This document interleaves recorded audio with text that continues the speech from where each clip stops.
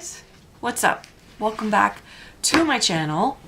And as you know, because I always tell you when you see me all done up, this is going to be a story time. And yes, it's going to be a creepy story time. So get ready to be creeped out. Do you guys, does it bother you every time people say, oh, comment, like, subscribe? Does that get old? Anyway, I'm gonna do it anyway. Please don't forget to like, comment, become a part of my sub hub, and ring my bell, because I know you can do it. I know you can ring my bell. Alrighty, so let's get started. These stories are gonna be 3. Basically, the first 3 are going to be creepy text messages, and then the last is kind of like a creepy text message story. But before I start, I have to tell you guys something.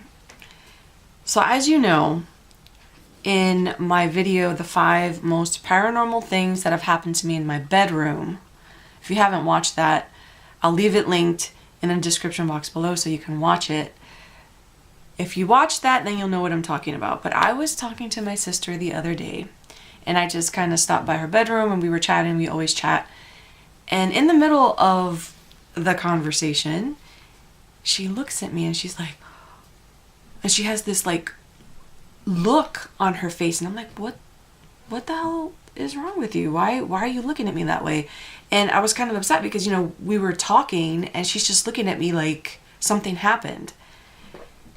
And she tells me that she felt the bed shake. And basically she was just sitting there, like I said, we were in the middle of a conversation, and she is not one to have, nothing that really has ever happened to her. Well, she did say a couple of things happened, but nothing since she was a kid. So I don't know, maybe it runs in the family, but yes. So she felt it for the very first time. The bed thumps or the bed bumps that I continuously, to this day, continue to feel and endure at night when I'm about to go to bed. But I thought it was weird because it happened during the day. So yeah, and she was scared shitless. So anyway, I just thought I would share that with you. But yeah, this is the first day. This is the first day of winter. It's not the first day of winter. It feels like it because it's been so hot, but today is the first day it actually started to snow. Oh my God, it's so cold. I don't know, you guys probably don't know me that well, but I don't wear turtlenecks. It is so cold that I have the thickest turtleneck I own on today. That is how cold it is. And the snow is sticking. So lucky me. Once again, I do not have boots for this weather, and I guess I'm gonna be going shopping after I tell you these stories. Alrighty, so let's get to the creepy text messages.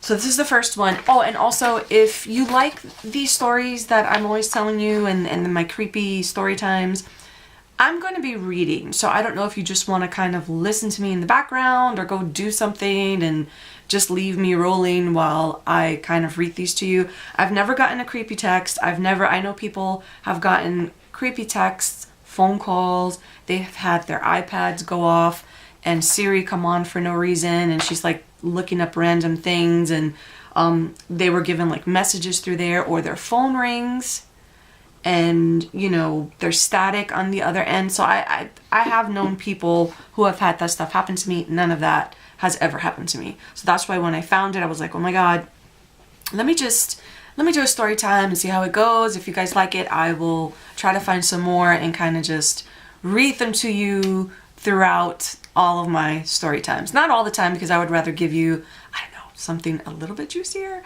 and something that you can really sink your teeth into. But this scared me, so hopefully it'll scare you too. Okay, so let's see. These happened in 2016 sometime, and the people are anonymous. Like I said, I found these online because I'm always looking for new story times. Yeah, so this is labeled a text from hell. Okay, After purchasing a new cell phone, it began immediately receiving text messages. The owner of the phone had not even had a chance to tell anyone his number or even that he had a phone. At first, the text messages were just strings of garbled letters, but then he noticed that sometimes there were really words. A call to the number doing the texting turned out not to exist, but when a text was sent back, the texter would answer.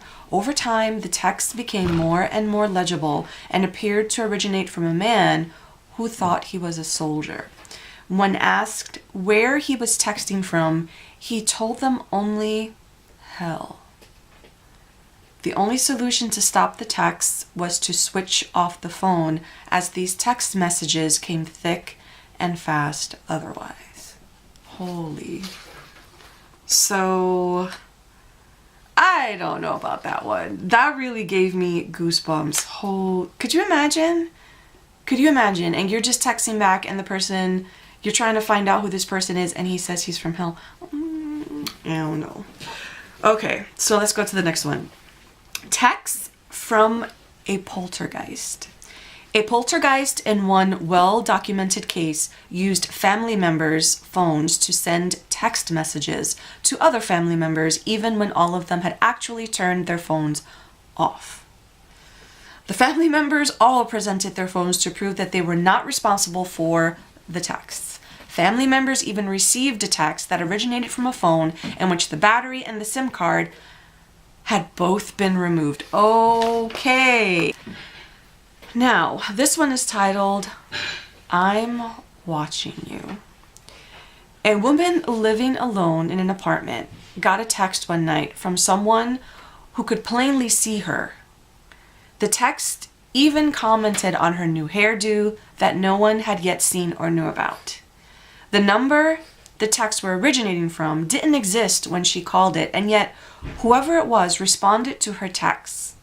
She actually called the police thinking that someone was in her home, to be told off by the texter and told that the police wouldn't find them because they couldn't be seen. Next time you hear your text alert, you might think twice before answering it. Oh my gosh. Okay. So, just to tell you where these stories came from, if you want more, because these actually weren't mine. Like I said, I went online and got them. It looks like all 3 stories were taken from Ghosts in the Machines. And I believe this is a book that you can get on Amazon with texts that have, regarding stories and texts and things from people who have endured them. So, yeah. I guess you can go on there and check more if you want this to continue. Okay, so this is a weird text story.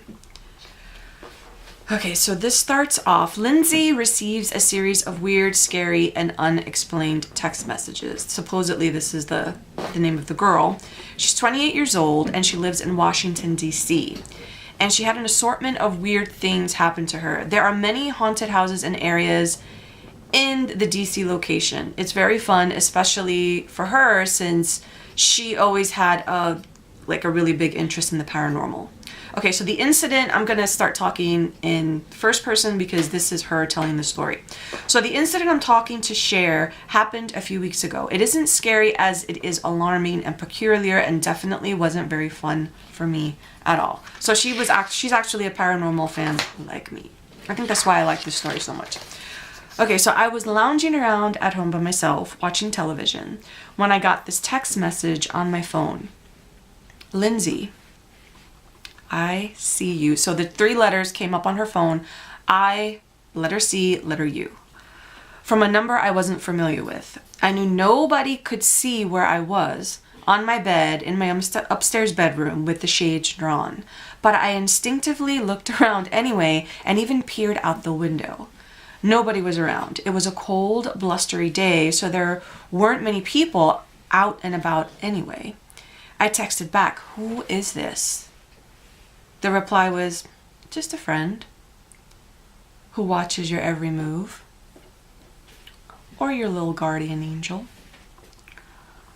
Now, I knew it wasn't a friend because none of my friends text like that, and they all know how to spell. Apparently, he spelled someone, S-U-M, and the number 1, which I think that's just abbreviation, and he spelled Lil, L-I-L. But like I said, I think that's just his personality. So she goes on to say, now I knew it wasn't a friend because none of my friends text like that, and they all know how to spell. None of them would have spelled the word angel wrong. Oh, he spelt it. He spelt it. He done spelt it. He spelled it angle, not angel. Okay, maybe I should have worn my glasses. Okay, so he spelled the word angel wrong, and so I texted, "You're no friend of mine. If you can't spell my name right, and you can't even spell the word angel correctly." The response was, "Doesn't matter. Are you having fun watching your TV?" This gave me chills. Who would be watching me? There was nobody around, unless this person was in the house. So I ran around checking the doors and windows and other rooms, even the garage. I was definitely the only one there. I settled down in the family room and texted back, "If you don't tell me who you are, I'm calling 911. Okay. The reply was, "Good luck with that. I'm standing right next to you, but nobody will ever find me." I stupidly looked behind me. Of course nobody was there, but by this time I was getting pretty freaked. I grabbed the house phone and dialed the number the texter was from. It was as I feared. An automated answering service stated, "We're sorry, but the number you have dialed is not in service." I tried telling myself that maybe the texter didn't have minutes or something. There had to be a logical explanation for this. Someone was just playing a sick prank on me. Then I get this text. "I love your new blonde hair." Oh, I had gotten my hair done for my 28th birthday a few days prior to this. Few people had seen it, and not even most of my friends had seen it. I hadn't even had an updated picture yet on my Facebook wall. By this point, I'm panicking pretty badly, and I am close to tears. So I did the most rational thing I could think of. I called 911. The operator tried calming me down after I explained that I thought someone was in my house and was somehow sending me threatening text messages on an unidentified number. The operator said that they'd send someone over to investigate. Right after hanging up, I get this. "Lindsay, why did you have to do that?" "Do what?" I texted back. "You know what you did," came the reply. "No, I'm sorry, but I don't know what this is in reference to." I texted back, hoping that the texter would think I wasn't as scared as I felt. "Lindsay, nobody is going to help you. Nobody is going to believe you." "Why wouldn't they?" I texted back, the fear mounting. "'Cause I can't be found. You will only disappoint. Like you always do." Dude. Oh? Okay. "Where are you, you stupid psycho stalker?" I texted back, enraged. "Oh, Lindsay, that wasn't nice." "Who are you?" "You will see. Someday." There was a sudden knock on the door, and I about jumped out of my skin. The officer was here. It was an officer I'm familiar with, and we actually became semi-friends over the years. He checked out the house and told me what I already knew. Nobody was here. Then I showed him the text messages, and he took down the number and said they would try everything they could do to find out who this person was. In the meantime, he said, "Just turn off your phone," so I did. And I honestly haven't gotten any more weird texts like that again. I haven't heard anything from the police station either, though, and I'm hoping they didn't think the whole thing was a prank put on by me. People talk about weird phone calls they've gotten on this site, but as technology progresses, it seems like the paranormal progresses along with it, and it is finding new ways to contact and connect to us. Oh, Lord. Those stories, the 3 texts that I read you and this story freaked me out. That is, I don't know. I don't know what I would do if I got a phone call from someone who is not alive. I don't know, much less from hell. So yes, this is the end of this video. I hope that I scared the living bejesus out of you. Enjoy the snow if you're in New York, because I'm about to be traveling in it tomorrow morning. In it. I'm gonna be traveling in it. Okay, so this is the end of my video, guys. I hope, like I said, I hope you enjoyed it. I don't want to be repetitious because I have a tendency to repeat myself like a freaking parrot. So yeah, be good to each other. I do have some more holiday tutorials. Well, actually I have one more holiday tutorial. I started too late and I didn't get them done in time, but I'm still going to try to squeeze them in. Again, I hope you're having a good day. I hope you found this story at a time when you really, really needed it. And yeah, I will see you in my next video. Be good.